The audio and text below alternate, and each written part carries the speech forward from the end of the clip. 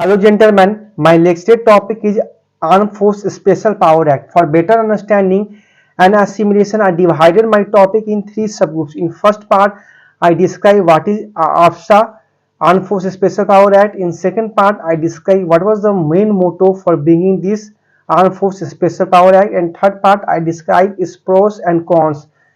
Now move on the first part. What is ASPA?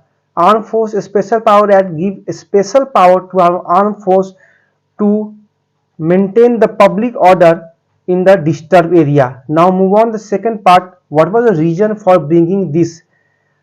Because basically this AFSA, Armed Force Special Power Act, had been enforced before independence when Quit India movement started by Mahatma Gandhi in 1942. At that time, the Viceroy Lord Lythingo also passed an ordinance resembled to this AFSA to bring down the situation calm and also to tackle the leader who does not follow their rules and they just try to hamper. But after sometimes it will be stopped. But after India independence, government failed. Thus, there is very necessary to implement this again AFSA, Armed Force Special Power. Basically, it gives special power to armed force. The power is without any search or warrant, they can arrest anyone on the basis of suspicion. There is a prohibition of crowd more than 5 people. Third point is that they can go any home on the basis of such. They can arrest anyone if they have got suspicion that people.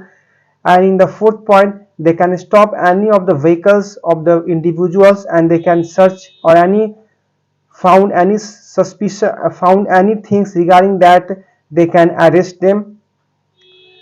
Now government basically wants to stop the terrorist activity, so that it gives special power to our armed force.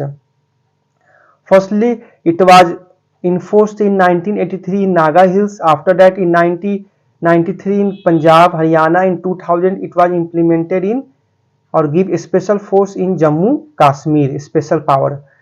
Now move on the third part. What is pros and cons? Its pros is that the peoples who try to hamper our development or they try to do criminal activity, this special power which is given to our armed force just reduces their activity, reduces their criminal activity, and in this way our country development will be growth, our country GDP will be growth, and our country in future will become terrorist free and everyone live with safely and with peace. Now let us discuss its cons. Its cons is that it is against the spirit of democracy, it is against the spirit of human rights, because this special powers given to our armed force become very much strict and rigid. When they arrest anyone on the basis of suspicion, among these peoples, so many peoples are belong to innocent peoples. If and also these peoples do not have any involvement in this criminal activity, but they also suffer this.